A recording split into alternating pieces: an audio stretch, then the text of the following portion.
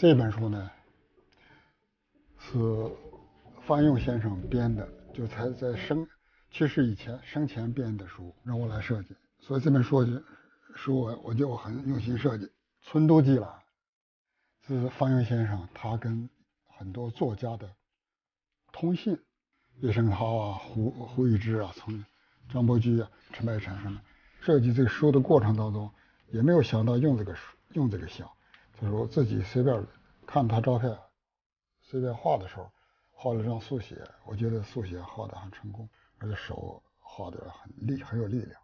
每个作家的签名，臧克家呢找了好几封信，他都很谦虚，都签的客家，没有臧。后来我自己有一封信啊，是还有这个臧克家找到了，很有意思。其实他这个书也非常有意思。这《万有汉字》这书呢，其实挺有意思的。这个说的呢是这个汉字的起源，它从头到尾都是手写的。它从形态上讲呢，你看它又是古字，又是像古书似的，都是这个手写的这个内容。所以做这个设计的时候呢，就怕呢给它做成那种古籍似的。它很容易就弄成像古籍一样，所以你这个怎么把这个这么古老的内容现代化，其实成了这个书的设计一个特别重要的一个要解决的问题。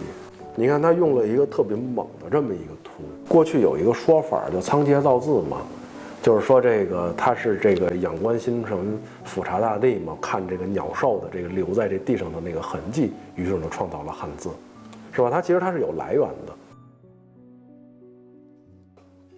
One day, I was at a truck stop.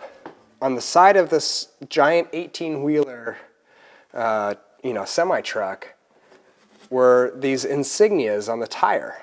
And I'm crouching down, looking at the insignia on this tire, when the truck driver shows up and he's like, "What are you looking at?" And I said, "Well, what are these marks on your tire?" And he said, "Well, people are always stealing the tires off of our trucks." Because these big truck tires are really expensive. They're thousands of dollars. So I was like, that's really interesting. And then I drove off, got in my car, was driving along, and suddenly I was like, whoa, I could use a brand to make the mark on the front of the book cover. I think that bees are the most amazing insects. They have their own society. All over the world there are beliefs that bees have a capacity to speak to the gods. They listen to us. If you have a secret to tell, you can tell it to the bees. 让我们以书为舟，开始一场奇幻漂流。